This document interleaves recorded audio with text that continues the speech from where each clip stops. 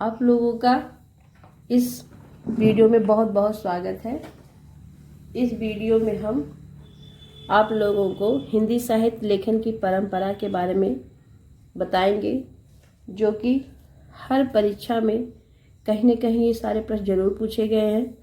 अगर आपने प्रतियोगी परीक्षाओं का एग्ज़ाम दिया होगा तो आप लोगों को पता होगा कि ये मेरे नोट्स कितने हेल्पफुल होने वाले हैं। तो चलिए समय ना गंवाते हुए हम वीडियो को शुरू करते हैं। हिंदी साहित्य लेखन की परंपरा। हिंदी साहित्य के इतिहास लेखन का सबसे पहला प्रयास फ्रेंच विद्वान गार्सा दा त्रासी ने किया था। यह तो बहुत बार ही पूछा जा चुका है कि हिंदी साहित्य लेखन परंपरा का सबसे पहला प्रयास किसने किया था, तो हम बताएंगे कि गार्सा दा त्रासी ने किया था। गार्सा दा त्रासी ने अपनी पुस्तक की रचना फ्रेंच भाषा में की। ये भी पूछा जा चुका है अब तक में क्वेश्चन। त्रासी ने अपनी पुस्तक का नाम इस्तवार द ला लिटरेचर इंदुई हिंदुस्तानी रखा है। यह पुस्तक 2 भागों में विभक्त है, जिसका प्रकाशन 1839 ईस्वी तथा दूसरे भाग का प्रकाशन 1847 ईस्वी में हुआ। डॉक्टर लक्ष्मी सागर वर्षे ने त्रासी के ग्रंथ का हिंदी अनुवाद हिंदुई साहित्य का इतिहास नाम से प्रकाशन 1952 ईस्वी में कराया। अगर हमसे पूछा जाए इतवार द ला लिटरेचर इंदुई हिंदुस्तानी का हिंदी भाषा में अनुवाद किसने कराया, तो हम बताएंगे कि लक्ष्मी सागर वर्षे ने। हिंदी साहित्य इतिहास लेखन की परंपरा में हिंदी भाषा में लिखा प्रथम ग्रंथ श्री महेश्वर दत्त शुक्ल द्वारा रचित भाषा काव्य संग्रह है। भाषा काव्य संग्रह का प्रकाशन 1873 ईस्वी में नवल किशोर प्रेस लखनऊ में हुआ। ये क्वेश्चन भी हमको बहुत इम्पोर्टेंट लग रहा है। हालांकि इस मेरे नोट्स में जितने भी मैंने पॉइंट लिखे हैं सब बहुत ही इम्पोर्टेंट है।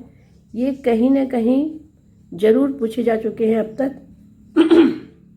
शिव सिंह सेगन ने शिव सिंह सरोज नाम से हिंदी भाषा में दूसरा महत्वपूर्ण इतिहास ग्रंथ लिखा। पहला इतिहास हिंदी इतिहास तो महेश्वर दत्त शुक्ल द्वारा रचित भाषा काव्य संग्रह है। दूसरा हिंदी भाषा में महत्वपूर्ण इतिहास ग्रंथ शिव सिंह सरोज है। शिव सिंह सरोज का प्रकाशन 1883 ईस्वी में हुआ। सन 1888 ईस्वी में एशियाटिक सोसाइटी ऑफ बंगाल की पत्रिका के विशेषांक के रूप में ग्रियर्सन द्वारा रचित the modern vernacular literature of Hindustan का प्रकाशन हुआ। त्रासी और ग्रियर्सन के इतिहास में लोग बहुत कंफ्यूज हो जाते हैं, बहुत भूल जाते हैं कि किसको ग्रियर्सन ने लिखा है और किसको गार्सा दा त्रासी ने लिखा है। आप लोग याद रखिएगा इन दोनों की रचनाओं को। ग्रियर्सन ने अपने ग्रंथ में 952 कवियों को शामिल किया है।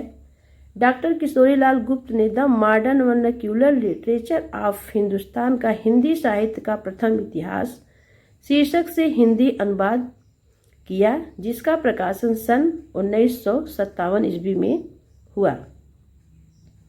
जान लीजिए ये दोनों बहुत इंपॉर्टेंट है। इसमें भी लोग कंफ्यूज होते हैं कि गार्सा दा त्रासी वाले का अनुवाद किशोरीलाल ने किया था कि लक्ष्मी सागर वर्षे ने किया था। 16वीं 17वीं शताब्दी के युग भक्तिकाल को हिंदी काव्य का स्वरयुग मानना ग्रियर्सन का महत्वपूर्ण उपलब्धि है। मिश्र बंधुओं ने मिश्र बंधु विनोद नामक इतिहास ग्रंथ की रचना की। मिश्र बंधुओं में शामिल कौन कौन है? गणेश बिहारी, श्याम बिहारी, सुखदेव बिहारी।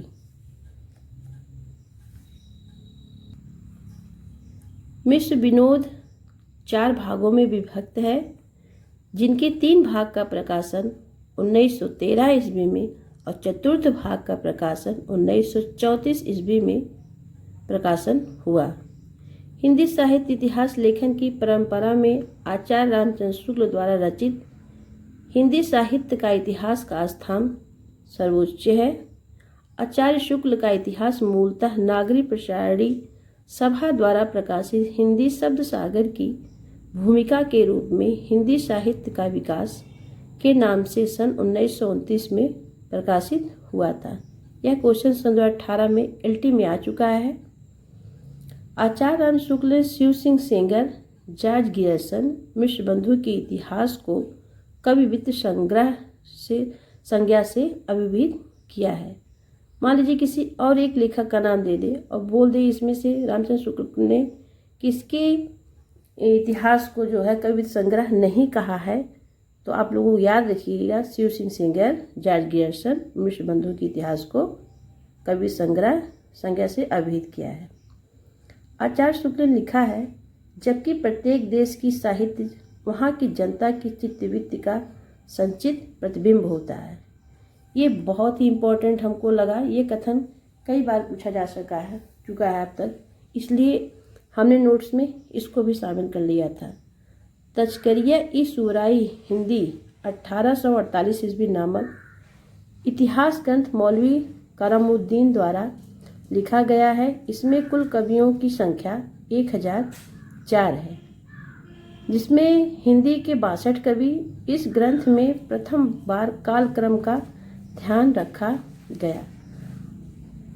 आचार्य हजारी प्रसाद द्विवेदी ने 3 इतिहास ग्रंथों की रचना क्रमशः हिंदी साहित्य की भूमिका 1940, हिंदी साहित्य उद्भव और विकास 1952, हिंदी साहित्य का आदिकाल 1952 नाम